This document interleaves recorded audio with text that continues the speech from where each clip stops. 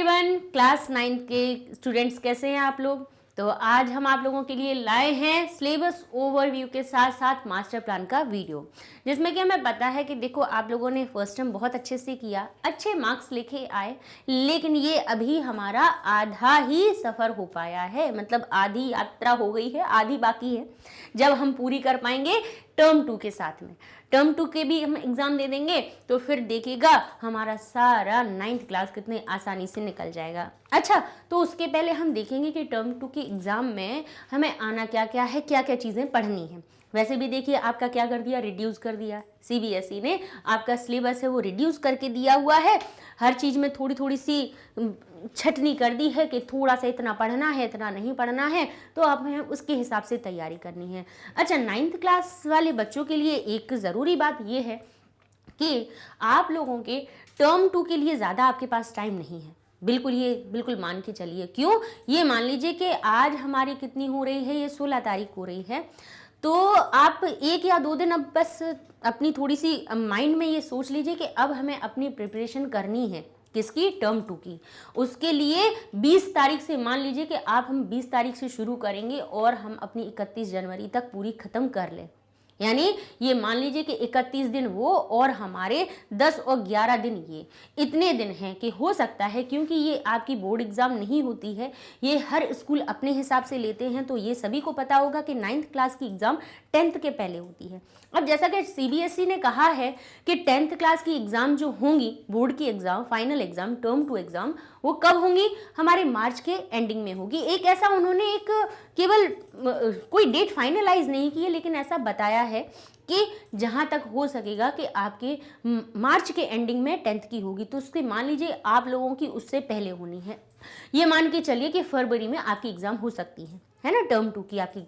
तो उसके लिए हमें कैसे तैयारी करनी है? सबसे पहले हम सिलेबस देखेंगे। सिलेबस में हम क्या करेंगे कि जैसे हमें सीबीएसई ने दिया है उसको हम देख लेते हैं कि हमें पहले आएगा एक अपठित गद्यांश। अपठित गद्यांश में क्या होगा कि वो कैसा हो सकता है?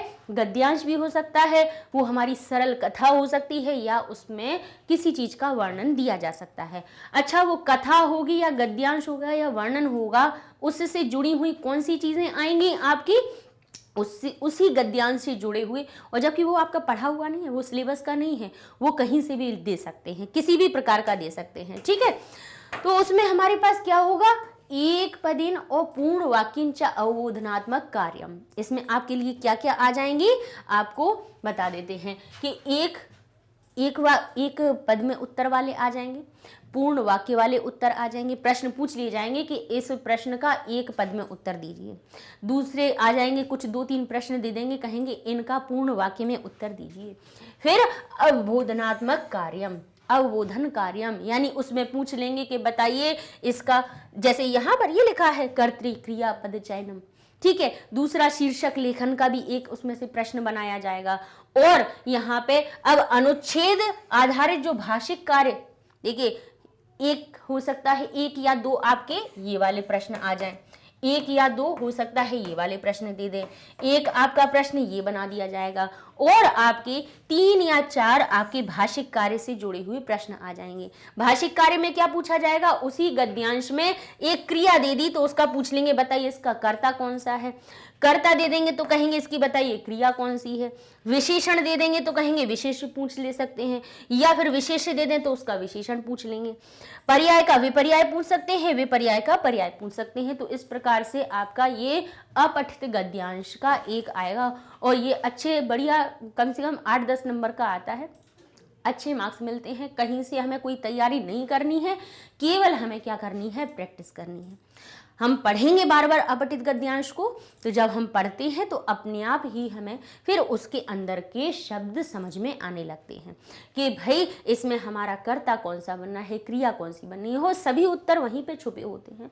हमने करवाई भी है ना, अपठित गद्यांश आप लोगों की हमने करवा भी दिए हैं। जो जो चीज़ें आपकी आनी है वो सब चीज़ें हम करवा चुके हैं पहले ही, ठीक है। फिर दूसरा जो प्रश्न आएगा, रचनात्मक कार्य आएंगे आपके। रचनात्मक कार्य में क्या होना है?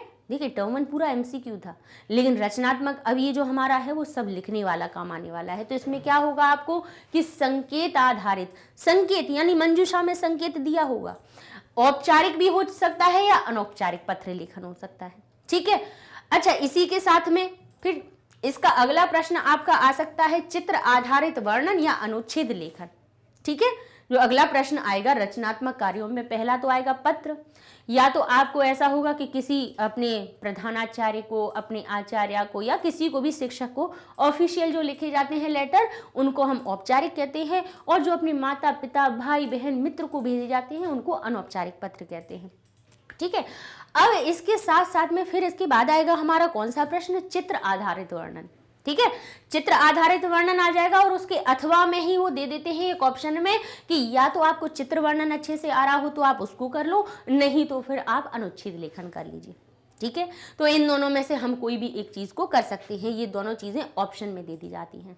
फिर इसके बाद आते हैं कि हिंदी भाषा का आंग्ल भाषा व जो हिंदी या आंग्ल भाषा, भाई कोई जो इंग्लिश मीडियम के बच्चे होते हैं वो हिंदी के अगर वाक्यों को सही उनका अर्थ नहीं समझ पा रहे हैं तो वो इंग्लिश में पढ़ लो, उनको आप इंग्लिश में समझ लो, लेकिन मतलब बस आपकी समझ में आनी चाहिए कि भाई उनको हमें पंच सरल वाक्याम क्या करना है, संस्कृत भाषायाम अनुवाद, हिंदी के वाक्यों को चुन लीजिए।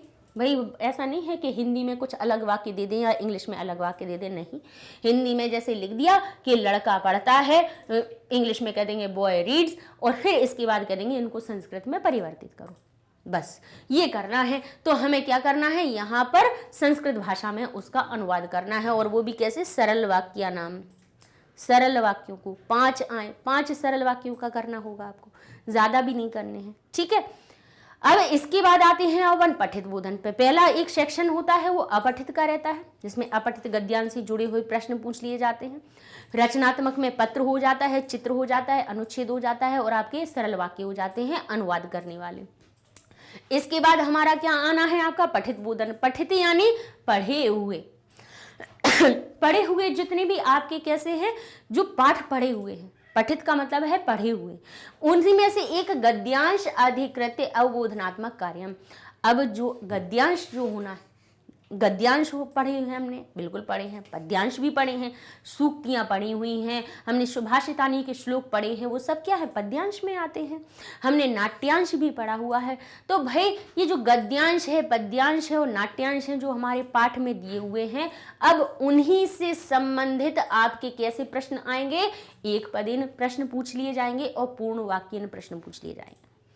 आपका जो एक पैराग्राफ दे दिया जाएगा, देखिए किस प्रकार से बनेगा, जैसे गद्यांश दे दिया, एक गद्यांश में ही उसमें से एक लाइन उठा के प्रश्न बना के पूछ दी और उसका एक पद में उत्तर देना है और पूर्ण वाक्य में उत्तर देना है। पहले क्या होता था, इसी से जुड़ा हुआ प्रश्न निर्माण भी करवाया जाता था, लेकिन इस बार क्या किया सीबीएसई ने, वो प्रश्न निर्माण वाला फर्स्ट टर्म में करवा दिया, पूछ लिया।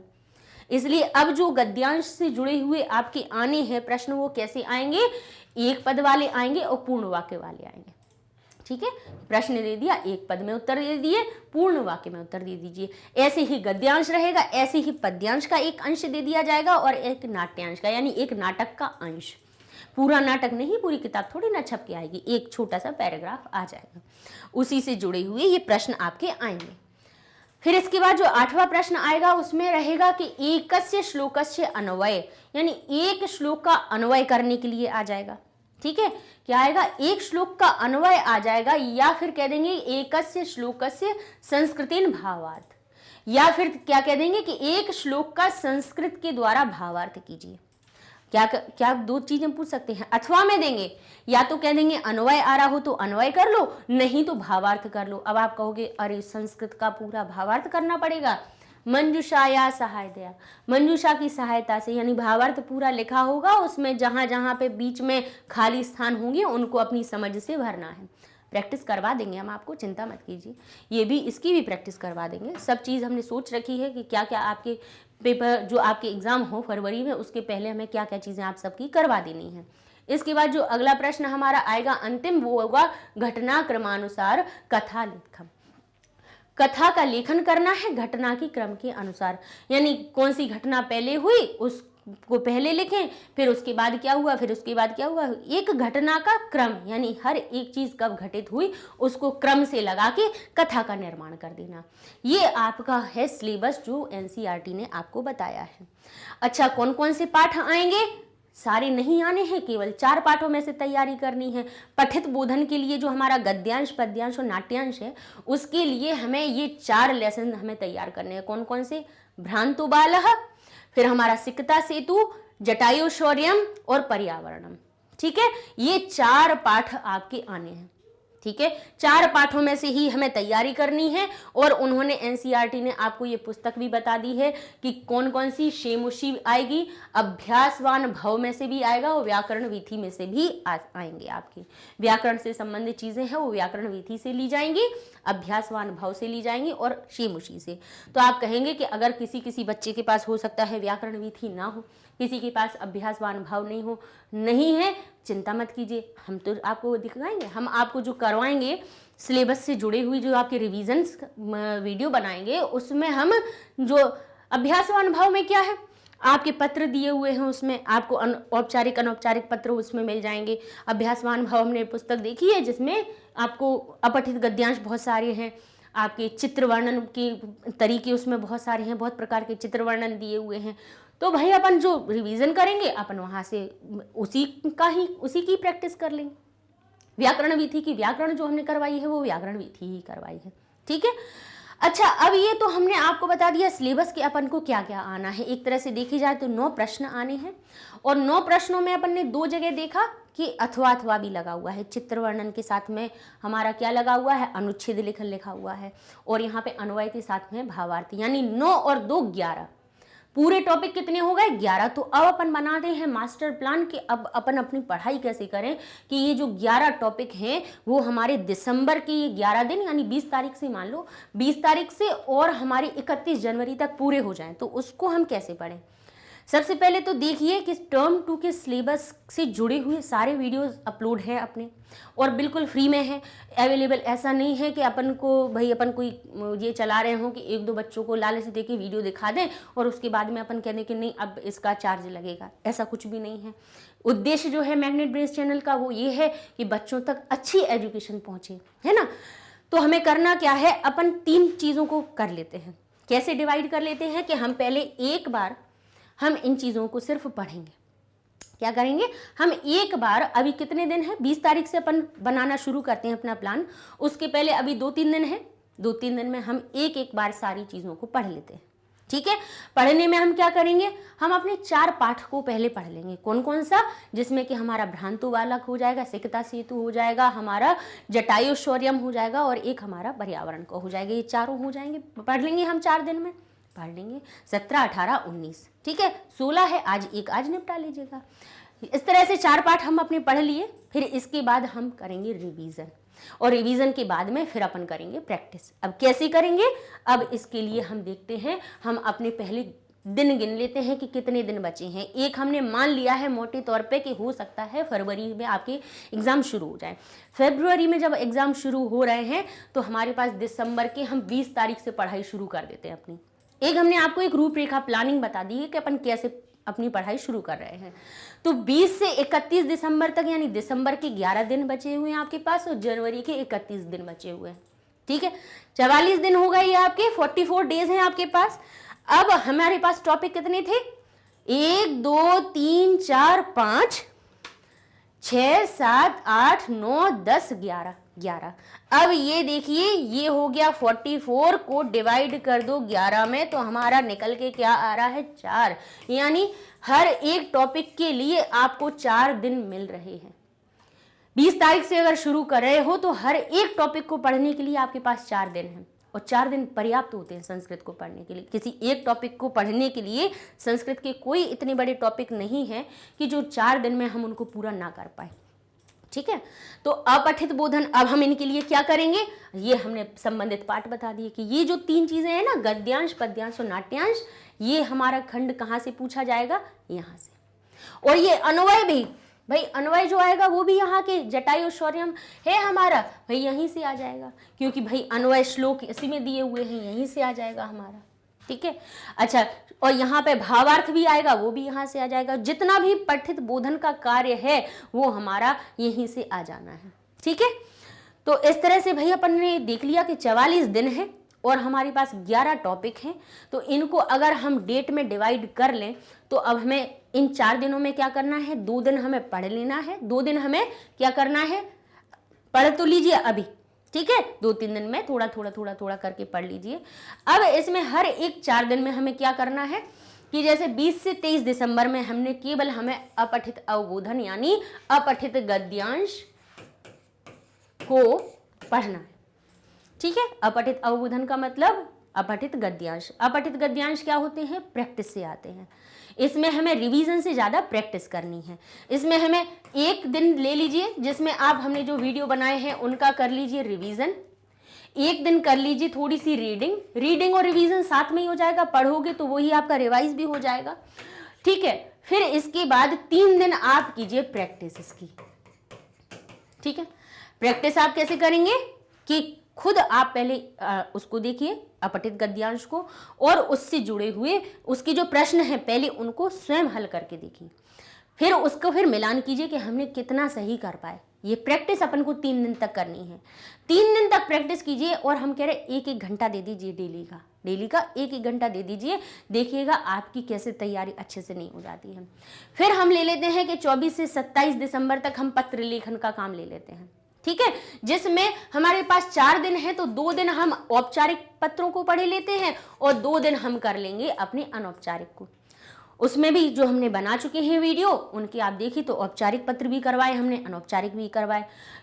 9th के भी देख लीजिए, 10th के भी देख लीजिए, क्योंकि ये चीज़ें कैसी होती हैं हमारी प्रैक्टिस से आती हैं। क्योंकि 9th क्लास है वही लोकल क्लास, इसमें कौन सी पत्र आते हैं, या तो जो हमारे टीचर करवा रहे होते हैं हर एक स्कूल में उनमें से ही आ जाते हैं। तो हमें तो एक प्लानिंग बना लेनी है कि हमें भाई जो मैडम ने बताए हैं तो चाहे तो हम उनकी प्रैक्टिस कर लें अपने 3-4 बार, या फिर हमें मैडम हमने जो वीडियो बनाए हैं उनमें से देख लीजिए, और जहाँ जहाँ टॉपिक जिस टॉपिक को जो लगता है कि हाँ ये हमारे महत्वपूर्ण है हम बताते भी जाएंगे आगे। चिंता मत कीजिए कि हमने कह दिया कि जो वीडियो हैं उन्हीं को देख लीजिए, आप लोगों के लिए रिवीजन के भी वीडियोस हम बना रहे हैं।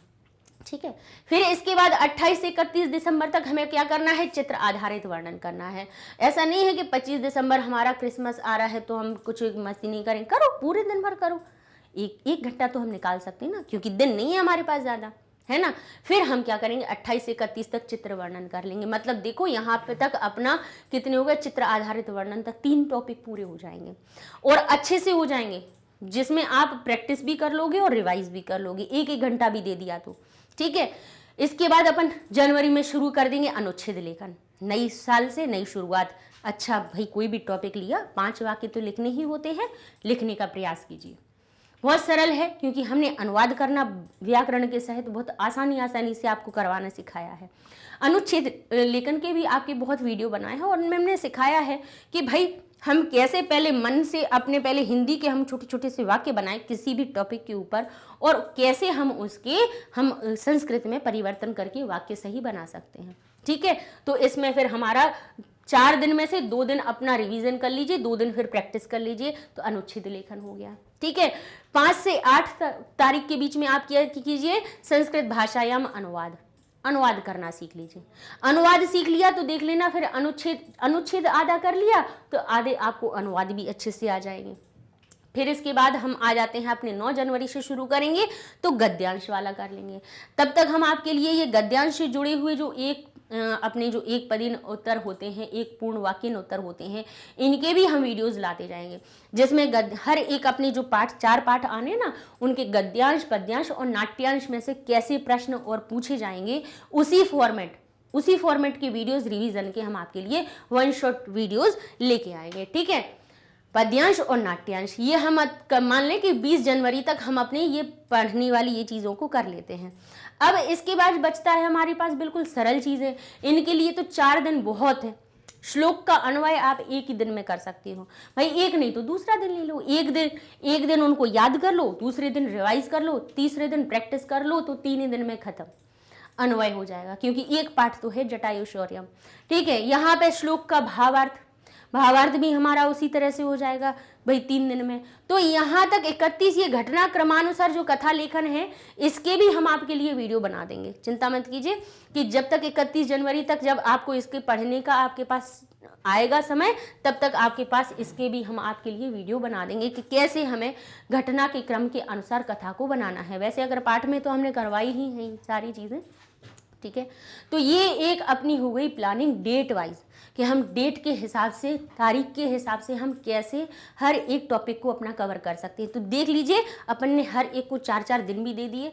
अब ये मान लीजिए कि अन्वय और भावार्थ और इनमें हमें ज़्यादा 4-4 दिन भी नहीं लगेंगे ना, तो हम क्या कर सकते हैं कि इसके बीच में हमें जो थोड़ा सा अगर कठिन लग रहा है, जैसे अनुच्छेद लेखन लग रहा है या चित्रवर्णन लग रहा है, तो भाई हमने अन्वय और हमारा अगर भावार्थ हो गया तो एक बार उठा के चित्र और ये और कर लीजिए, एक बार अनुवाद कर लीजिए, एक दिन बीच में ये भी चीज़ें कर लीजिए, दोहराई जाएंगी बीच बीच में, आपकी फिर से रिवाइज हो जाएंगी बस। तो देख 31 जनवरी तक हो गया। और अब हम आप लोगों के लिए क्या क्या बनाने वाले हैं, कौन कौन सी चीज़ें, तो उसमें हम आपको टर्म 2 के पैटर्न वाइज जो लेसन और टॉपिक हैं उनकी वीडियो बनाएंगे, ठीक है, कि हर टॉपिक कैसा आने वाला है आपका उसके हिसाब से। और लेसन के अभी तो लेसन्स के तो अपने वीडियो बने ही हैं, देखिए जैसे हमने हर पार्ट को पढ़ाया है उसमें हमने ये चीज़ें बताते गए थे कि इसमें कौन सा शब्द आया है, कौन सा कर्ता है, कौन सा क्रिया है, कौन सा विशेषण है, कौन सा विशेष है। ये चीज़ें तो आपने अगर वीडियो देखे होंगे तो आपको मिल जाएंगे कि हर एक पार्ट को हमने बिना इसके हमने आगे बनाया ही नहीं है। एक पूर्ण वाक्य वाले भी उत्तर करवाए हैं और आपको पूर्ण वाक्य की भी, एक पद वाले और पूर्ण वाक्य दोनों तरह के आपको उत्तर करवाए हैं। लेकिन और भी अब हम क्या करेंगे आप लोगों के लिए, जैसा आपके लेसन से प्रश्न पूछे जा सकते हैं एक एक गद्य को उठा के, तो उसके भी हम आपके लिए वीडियो बना देंगे। 1 शॉट रिवीजन हो जाएगा जिसमें अपन, है ना, 1 शॉट रिवीजन के साथ में फिर हम आपको कुछ सैंपल पेपर भी करवा देंगे कि भाई किस तरह का आपका आ सकता है प्रश्न पत्र। और फिर इसके बाद आपके जब पेपर आने वाले होंगे अपन जनवरी के लास्ट में हम लाइव सेशन भी ले लेंगे, जिसमें आप पहले एक दिन पहले डाउट बता दीजिएगा, जिससे कि हम सारे डाउट्स देख लेंगे कि आपको कहाँ कहाँ क्या क्या परेशानी आ रही है और उसका सॉल्व करने का हम आपके लिए वीडियो ला देंगे।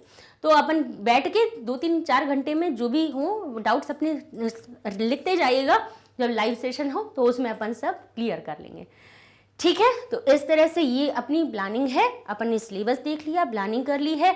अब हमें कब से ये 2-3 दिन है, इन्हें भी जाने मत दीजिए, इनमें भी 2-3 दिन में थोड़ा थोड़ा पढ़ लीजिए, है ना। लेकिन 20 तारीख से बिल्कुल हम अपनी डेट के हिसाब से ही चलेंगे। जब हम 4-4 दिन लेके चल रहे हैं तो कभी अगर एक आध दिन ऐसा हुआ कि नहीं पढ़ पाए तो जो वो हमने अन्वय और उनको 4 दिन दिए हैं तो उनमें से कम कर लेंगे, लेकिन अपनी एक प्लानिंग हो गई, ठीक है ना। अच्छा, और ये वीडियोस आपको हमारी वेबसाइट पे भी मिल जाएंगे, गूगल टैब पे। तो देखिए यूट्यूब पे क्या होता है, सब साथ में दिख रहा है ना, सारे वीडियो साथ में आ जाते हैं। यहाँ पे हमें चैप्टर वाइज मिल जाएंगे, क्योंकि अब हमें चैप्टर वाइज पढ़ाई करनी है, हमें केवल 4 चैप्टर पढ़ने हैं। पठित बोधन में देखा जाए तो हम क्लास 9th पे जाएंगे और इसमें देखेंगे कि हमारी एनसीईआरटी का कहाँ है, तो एनसीईआरटी या ग्रामर जो पढ़ना है उसको करेंगे सिलेक्ट, तो वो हमारे सामने हो जाएगी ओपन, ठीक है। शेमुशी हो गई। इसमें देखिए हर कैसे दिए हुए हैं, चैप्टर वाइज वीडियोस लगे हुए हैं। जैसे हमारा कौन सा है, भ्रांतो बाला है, फिर इसके बाद सूक्ति मुक्तिकम है, सिकता सेतु है। हम उन्हीं को सीधा सीधा उठाकर पढ़ सकते हैं, क्योंकि इनमें आपको पता चल जाएगा कि एक चैप्टर खोला, आपको पता चल जाएगा कि भाई इसमें केवल 7 लेक्चर्स हैं, हमें पढ़ना है, एक करके पढ़ लिए और आपका एक पार्ट हो गया पूरा, ठीक है। तो जिस आप टॉपिक को सर्च करेंगे, जैसे पहला हमने एक तरह से ये एग्जाम्पल है कि जैसे अनुवाद पार्ट 1 खोला तो आपके सामने अनुवाद पार्ट 1 का वीडियो हो जाएगा। कहने का मतलब ये है कि जो चैप्टर आपको पढ़ना चाहते हो सिर्फ उतना उसी चैप्टर के वीडियोस आपके सामने आएंगे, पूरी प्लेलिस्ट नहीं खुलेगी, जिससे कि आप कंफ्यूज ना हो, ठीक है। तो बिल्कुल अब तैयार हो जाइए कि हमें 20 तारीख से अपने पढ़ाई को बिल्कुल शुरू कर देना है और अपने सेकेंड टर्म में भी हमें बहुत अच्छे नंबर लेके आने हैं, ठीक है। तो मिलते हैं अब हम अपनी एग्जाम की प्लानिंग के साथ में, नए नए वीडियोस के साथ में जो आपके काम में आने वाले हैं। तब तक के लिए धन्यवाद।